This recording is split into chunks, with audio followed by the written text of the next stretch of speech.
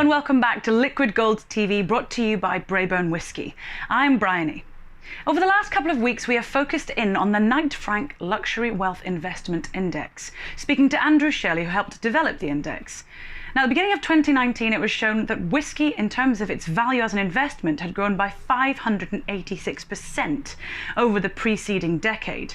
So we thought it would be interesting to make a comparison between whisky and other tangible assets, focusing this time on classic cars. Now, classic cars have grown over the last 10 years by 258%, so let's see what the expert at Hexagon Classics had to say. Fill your glass with something special and come and join me for a dram.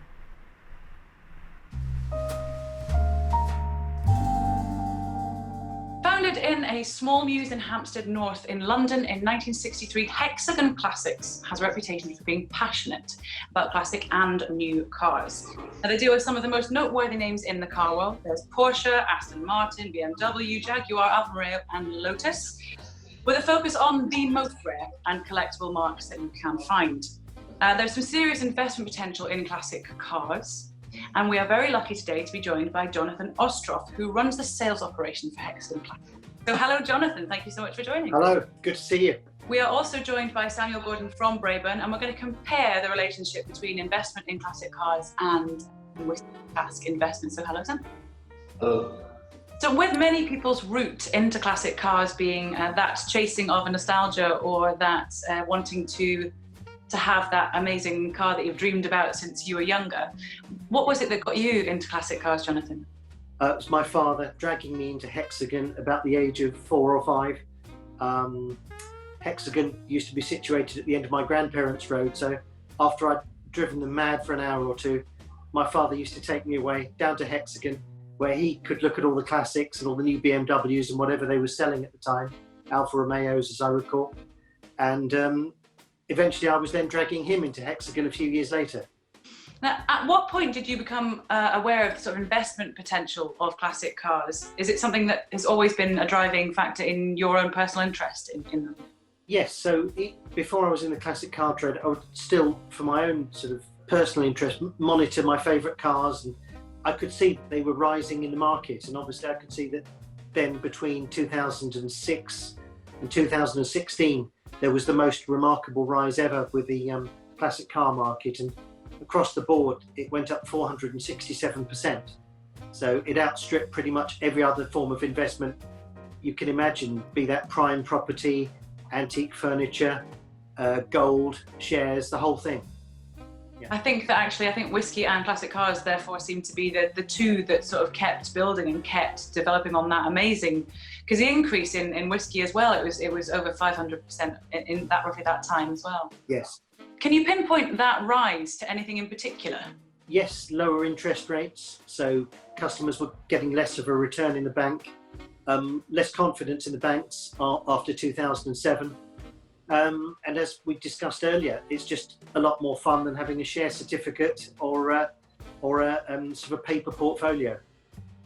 Absolutely, and that's perfect to say, because I'm going to now ask Sam how that relates to whisky and whisky cask investment. It's very similar. You've got that enjoyment aspect, the same as if you buy a classic car, you've perhaps got an attachment to a certain year. There are whisky investors who come across and they might buy a cask that was distilled and put into a cask on the same date or the same year as a son, as a daughter, perhaps the same year as they were born. So there is that fun aspect. Perhaps it's a distillery that they like, something they enjoy. But I think most importantly, the investment aspect. So when you look at low bank interest rates, when you look at the violent market swings that we now see, certainly during this uncertain time, just look back at the history of whisky. Look how long it's existed for. Look how long, certainly the brands that we work with, your Kalilas, your Highland Parks, your Macallans, your Dalmores, that they've been producing top quality spirits that's enjoyed by the royal family, all the way to the farmers that malt the barley for, again, centuries. So it's enjoyed by everybody. It's certainly got that fun aspect, but the investment potential now is certainly something that investors are looking towards rather than more traditional investments. I think also that what Jonathan was saying earlier was that the classic car collectors are often people who love whiskey, and whiskey drinkers are often people who love classic cars, and that understanding of investment means that you can build a stronger portfolio. And this is something which we keep revisiting, and every episode it ends up being, it's about having a balanced portfolio so that you can have the enjoyment as well as steady returns. And classic cars and whiskey, not at exactly the same time, but they do seem to go hand in hand. No, definitely, and we have an abundance now of, family offices, the UK, across in Asia, the US. They are now upping their alternative holding, and the thing that they're mostly looking towards now could be classic cars, but from what we understand, it is whiskey. They want to understand the investment. They want to know what all the hype is, how they can actually make it a turn by investing into whiskey. And again, that's very simple. It's by putting your liquid into a cask from a top brand, giving it time, allowing the whiskey time to mature. Over time, there becomes less and less of that particular whiskey that you own, of course, with age. And that's where the greatest returns are seen. So, I definitely agree with that. Jonathan, if someone new to classic car investment was hoping to get into classic car investment, what particular features or brands of car would you suggest that they make sure they do their research on? Try and go for something a little bit rare. That don't go with the herd. Go with what you like. Listen to the experts. Sound a few people out first before you put any money down. And buy from a reputable dealer who can give you advice and even steer you away from things that you shouldn't be touching. Are there any particular current trends we should keep an eye on at the moment? So particular brands of car that we should be going, Yes, well, the slowest rises have been on the older cars, and by that I mean 1930s, 40s and early 50s. And the real boom has come with 1980s cars and 90s cars, sort of highly coveted by people who had a poster of that particular car on their wall, and that could be an Audi Quattro or a Volkswagen Golf GTI. It doesn't have to be a Ferrari or an Aston Martin. And now that those people are in a financial position to acquire those cars, they push the prices up in the market. do you find that lots of the people who invest in classic cars, do you find that they also drive them, use them, and or do they tend to keep them in a garage and polish them and make sure that they're kept safe? Well, we always encourage the customers to use them. We feel that the cars are always better for being used. We have got extremes with one customer with 300 cars, then he can't possibly be driving them all, and he employs a team of people just to look after them. But if the car is a third or fourth car in the family, then we'd hope that somebody would at least get to use it once a week or at least once a month. And there are certain cars that you do see driving around that you just go, gosh, on a sunny day, that is the one you'd want to be in. That's what it's all about. Absolutely. Now, we're seeing so many people investing in whiskey as an alternative to more traditional investments. And is that, in the last few weeks, a trend that you've seen happening in the classic car world as well? Yes. I think those that were sitting on the fence regarding a purchase for the 3.5 years or so since Brexit was announced, and also the electioneering of the end of 2019, all of a sudden now seem able to make a decision and are valuing their classic, their malt whiskey, their classic car, or just a nicer garden. They seem to have a better appreciation of things.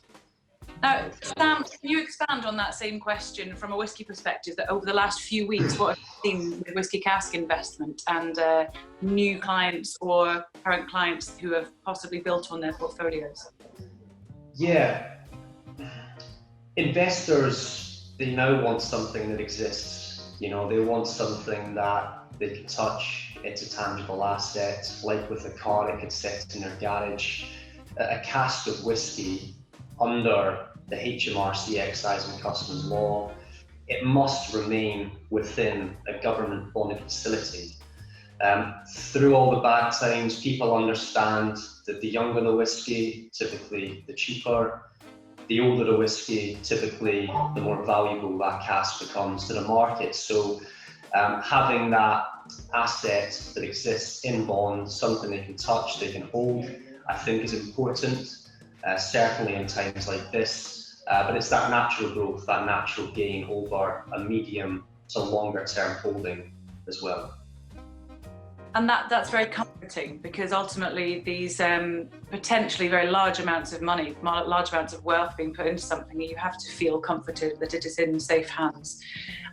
With classic cars, Jonathan, do you find that people tend to get into classic car investment to protect their wealth or for the returns? I think it's about diversification. I think that possibly people were on a bandwagon to try and make a profit up until maybe 2015, 2016. But I think those that have always collected classic cars and have enjoyed the classic cars are still buying and selling them and still enjoying them. So I think it's very much a case of doing what you enjoy. Now, I know the answer to the next question from Sam, but Jonathan, are you partial to a whiskey? Yes, very much enjoy trying different malts with friends. Unfortunately, my friends are far more knowledgeable than I am, but and they're constantly giving me new flavours to try. But no, it's something I enjoy very much. That sounds very fortunate indeed, to have friends that are able to guide you through some new tastes and some new distilleries. Do you have a particular favourite that if you could only drink one whiskey for the rest of your life, that you would choose that one? When we've been trying the different flavours, the ones that I've tended to like best seem to come from Campbelltown. And they've been things like the Glen Scotia and Springbank. So malts like those are my own taste, yes. Me too. I'm a huge fan. I mean, Springbank, they do the Longmorn. They also do, it's not Rose, it's, what's the other release that Springbank do? Peated. Hazelburn. They do the Hazelburn release as well. That's gorgeous. I love that you said Glen Scotia. Glen Scotia, it deserves to be, up there, I think, and sort of more recognised. It's a beast of its own, I say, in its own right. And you don't hear many people say, I like Campbelltown over your typical Islay, obviously Speyside. That's really good to hear. I like that. I think that the approach to understanding and being such an expert in classic cars must have fed into how much you're paying attention to flavour and to possibly going for the more rare and unusual styles of whiskey. Not going for the big few. You're very kind. No, well, it's funny because Campbelltown used to be, it was the whiskey capital. There was 29 distilleries on Campbelltown back in the 70s and the 80s, and they all disappeared. When there was that glut back in the mid 80s to mid 90s, they all vanished. And now, of course, you've had Islay emerge with your Bowmores, your Ardbegs. Of course, Speyside is densely populated, about 75 distilleries. So to hear somebody still kind of be repping Campbelltown is a good thing. I think it sounds like you know more about whiskey than you think you do, Jonathan. No, really, not many people say that. People just, as you said earlier, don't go with the status quo. Don't go with what everybody else goes for, which is Islay, which is Speyside, and you haven't done that. So, yeah. Well, I think that actually brings this fabulous interview to a really lovely natural close. Jonathan from Hexagon Classics talking about classic car investment, and Samuel Gordon from Braeburn talking about whiskey cask investment and how the two compare.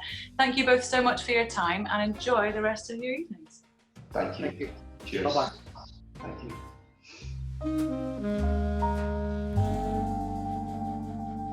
Each week we love to have a guest client from Braeburn, and we've got Neil Brown from Braeburn here to talk to, and we've also got Mihai Damse, who is an account manager for Criteo Advertising Company, and what you might say, not our sort of conventional expected investor in whiskey. So hello Mihai, nice to meet you. Hi there, how's it going? Very well, thank you. Hi, Neil. Hi guys. Hi. What I was saying a minute ago about the fact that you might not be necessarily the most traditional kind of investor in whiskey is simply because you are clearly very young. You've got your own sort of business plans, and you started investing quite early. And I think that lots of people kind of assume that whiskey is something to mature into. And I think it's quite nice that actually that's not necessarily the case. So would you like to tell us a little bit about how you got into whiskey investment there, Mihai? Yeah, 100%. I think, the way I kind of got into it, I basically didn't know it exists. I was fortunate enough to kind of understand the importance of putting money away from a younger age. And I was always looking into, the traditional, stocks and shares or into the bank. Interest rates were obviously really low. And then I got the chance to speak with Neil. He introduced me to the idea of investing in whiskey, which was, I think for me, a very unique way of saving money and investing in your future. And when he proposed the idea, I was basically all over it. So it doesn't sound like, from Neil's perspective, it didn't sound like it took much persuading. What would you say, Neil? Yeah, Mihai was a great client because he just understood it. Mihai loves whiskey a lot.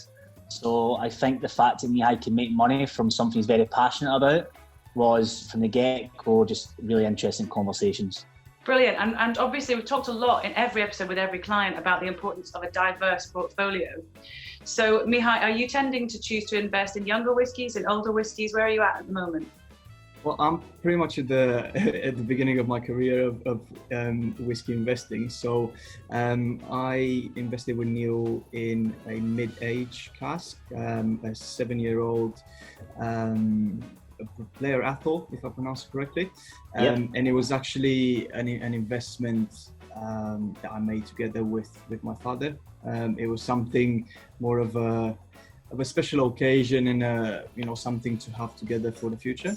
But I am looking with Neil to further expand that portfolio with younger whiskies, simply because I've got hopefully a lot of years ahead of me to be able to wait for the results. I think it's really important to actually draw on the fact that you can invest together with someone, like a family member, like a father. Actually, it's a really lovely relationship to have. You can try it together and you can go and experience exactly. it. Yeah, exactly. I was always enjoying, a glass of whiskey with my father and, with my friends. I don't know, much about whiskey. I know I enjoy it. And that's why when obviously I was speaking with Neil, the idea of investing into a cask and the opportunity to actually make a joint investment with my dad, it just made sense. It's something special and something that, even on the certificate I have, his name is actually Mihai as well. So we have Mihai Damse Senior and Junior, which is quite a unique investment. Well, you could say that actually the bigger half is your half then. You could argue about it. What is your favourite whiskey? What particular whiskey do you love? At the moment, I'm enjoying a Macallan 16, I think. But to be honest, I'm not particularly picky with my whiskies. As I said, I haven't acquired a particular taste. I just enjoy the occasion. I enjoy the glass and I enjoy drinking it with friends. Absolutely. Have you managed to try any with your dad yet? I haven't tried the exact cask that I have. It's something that I was speaking with Neil to potentially arrange a visit over in Scotland. I'm from Romania, but I used to live in England for a long time, but I've never been to Scotland. So it would be good to have the occasion, I can just feel getting excited about the idea of showing you around Scotland. I can't wait. And also what's a really nice development at the company, as Mihai I've already spoken to Mihai about this, but it's good for our viewers to know that all of our casks will be moved to Speyside, Craigellachie region, in our very own bonded facility. So what that does is gives us accessibility and freedom for people like Mihai and his dad to arrange a visit, come and see their cask, they can taste it, and they can really experience the full benefits of actually having that cask of whiskey. So that's an amazing update at Braeburn, us having our very own bonded facility where people can have complete accessibility to their casks. So very exciting. Was there also a technology update of considering having webcams on each and individual cask? Yes. So that's when you're using other bonded facilities across Scotland, you need to remember you've got a lot of different companies using that bonded facility, and it doesn't give you the same freedom as having your own bonded facility. But we're very lucky and very fortunate that we actually have our own facility now. And as you say, we're going to have webcams, private tasting room. It's just going to be amazing. There's never been a better time really to become a client here. Fantastic. And also all the clients that you've had for years as well, they can come and experience this new way of trying their whiskies. Exactly. It's very exciting. And I'm looking forward to trying a lot of different casks in our tasting room in Scotland. And we'll say that that's for the benefit of the clients, right? It's not. Of course. It's nothing to do with me drinking their alcohol, don't worry. What would you say would be a really wise place for to sort of send Mihai towards with investment coming up? Yeah, because Mihai is young and because Mihai does have time on his side, anything that's young is going to be a beneficial addition to Mihai's portfolio, because whiskey is destined to get more valuable the older it becomes. So Mihai's in a very strong position where he can afford to buy a brand new make spirit. It doesn't really matter the stature of the distillery. It doesn't really matter what the cask finish is, because when you buy it at the very start of a cask life, it's inevitable to go up in value. So from this point forth, Mihai's plan with myself and also his dad is to basically add young whiskey to his portfolio, any sort of brand, any sort of make, just as long as it's young at the start of its life. Because Mihai, as I said before, has got the benefit of waiting a long time to see the benefits of that cask. So our plan going forward is adding new make spirit to Mihai's already very impressive portfolio. That actually, it sounds like a really nice parallel of the natural growth that you always talk about, the natural growth of whiskey, and also as Mihai, as your career develops, as your relationship with your dad, you can both invest in it together, or maybe you could surprise him with an extra one on the portfolio. It could be a really nice way of sort of paralleling that natural growth. Yeah, absolutely. and I think Mihai's biggest advantage is he knows he wants to add new make spirit. Now, when I'm speaking to a lot older people or people who have got a whiskey background, what they want to buy is they want to buy those top shelf brands. They want to buy the whiskey that's been matured for 15 years, hence the price is going to be a lot more.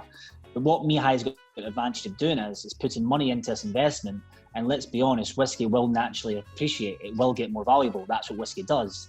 But what the other benefit Mihai has is he can afford to buy lesser known brands, wait 20 years, and in 20 years time that brand is going to be a completely different beast altogether.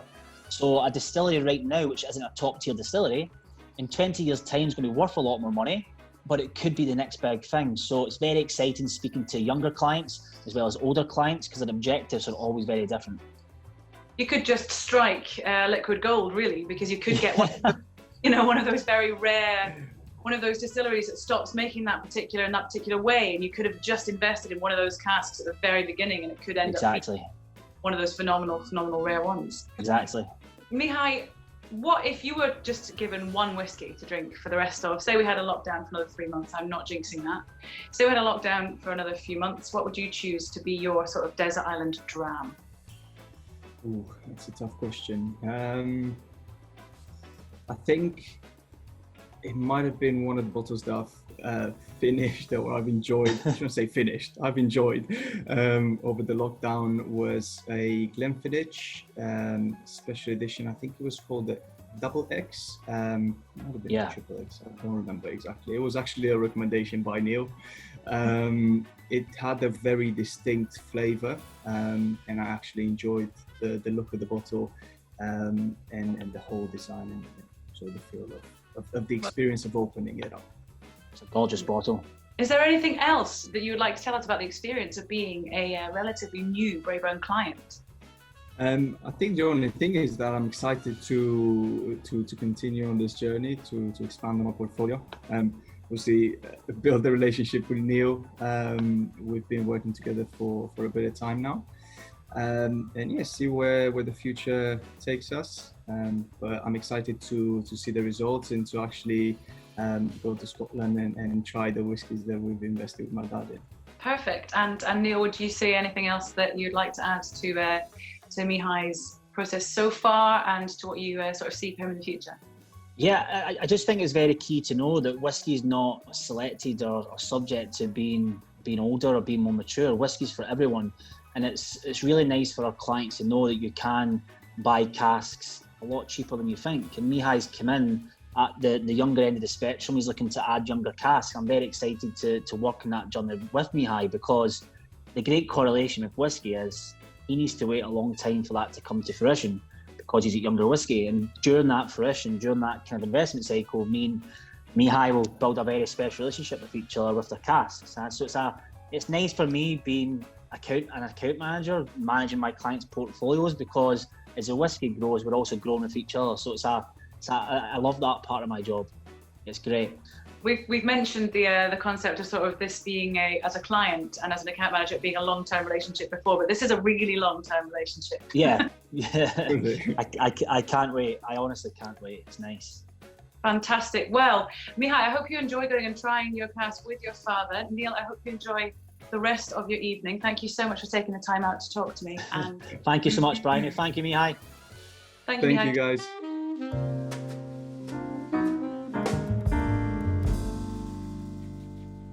Steel guitar player, singer and raconteur Toby Mottershead is joining us today. He is the lead singer of roots rock band The Black Diamond Express and has found a lot of inspiration from early blues roots and gospel music, citing among his inspiration Blind Willie McTell, Robert Johnson and Rev Gary Davis. Hello, Toby. Hello, thanks for having me. Thank you for coming on. Now, Toby, could you tell us a bit more about your sort of journey into the world of blues music and how you've come to where you are today? So I guess just as a kid, looking at my dad's records, and initially I think I got started on the guitar with jamming along to my dad's music while it was playing, and I would have the tennis racket on the go. That was my first attempt at playing the guitar. From there, I again, through my dad, I found a magazine that he bought called The Blues Collection in the early 1990s, I think that was. And there was an issue that featured Robert Johnson. I had a free cassette tape with it. That's how long ago this story goes back. And I was in the house alone when I found this, and I remember putting on that cassette tape and looking at the image of Robert Johnson, one of the famous images where he's staring straight at the camera as a young man. And I was wondering, who is this guy, you know, with these crazy eyes?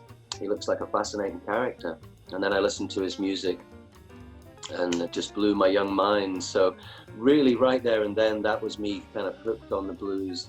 And obviously finding Robert Johnson first is a bit of a cliche now, but the mythology and mystery of the blues, he's a great example of that.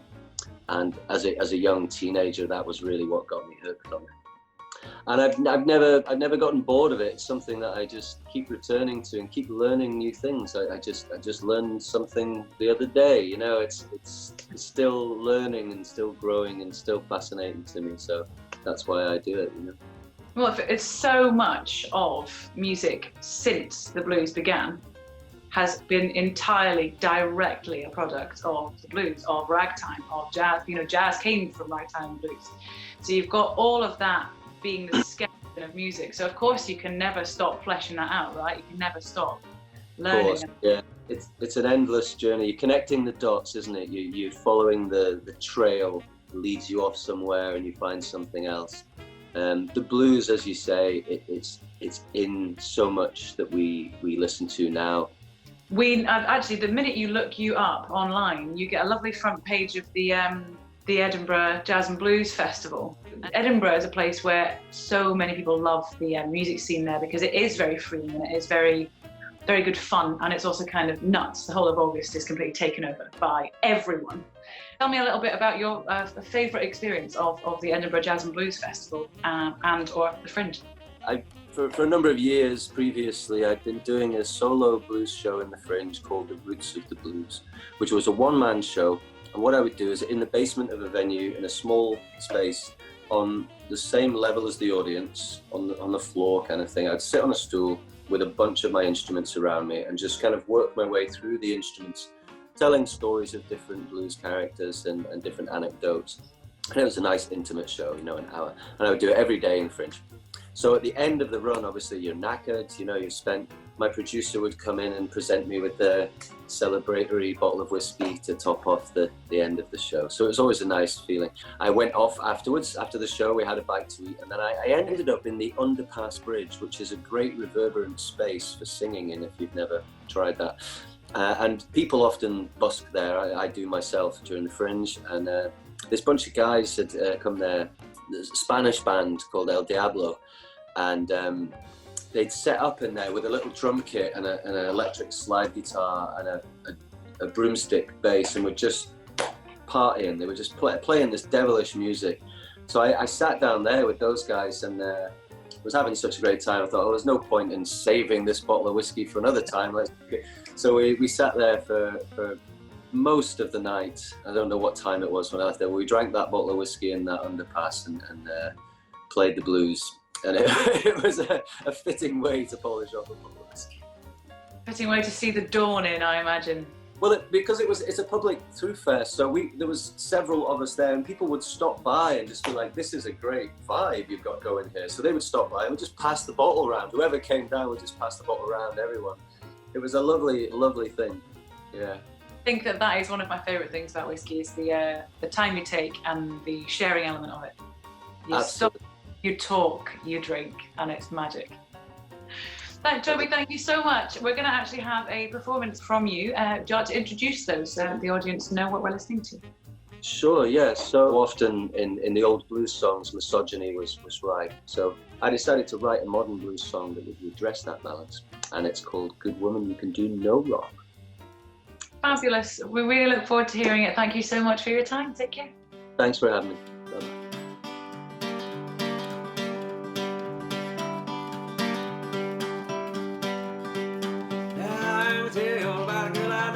Sing over so she can pick a banjo, she got me so I had to put it in a song. Good woman, you can do no wrong, pick that thing. Woman, you can do no wrong.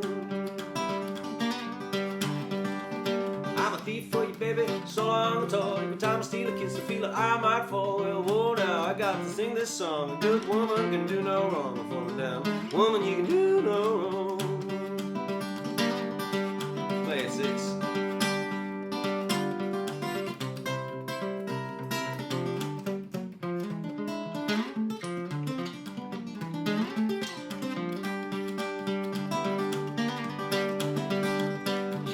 In the room like she's from another age. She can fly like an eagle and I want no cage. I love her so much, I have to put it in a song. Good woman, you can do no wrong. Flap your wings. Woman, you can do no wrong. Well, Lord, hit you like a stick. And I meant you, but it ain't no trick. I'm singing, I got to sing this song. A good woman can do no wrong. Abracadabra, woman, you can do no wrong.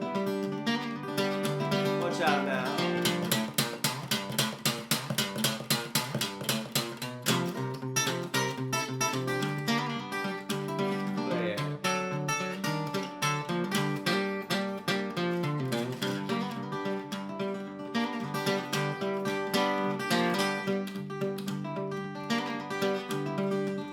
I tried it once, my heart took a beating. Tried it twice, that's worth repeating. This time I got to sing a song. A good woman can do no wrong. I'll say it again. Woman, you can do no wrong.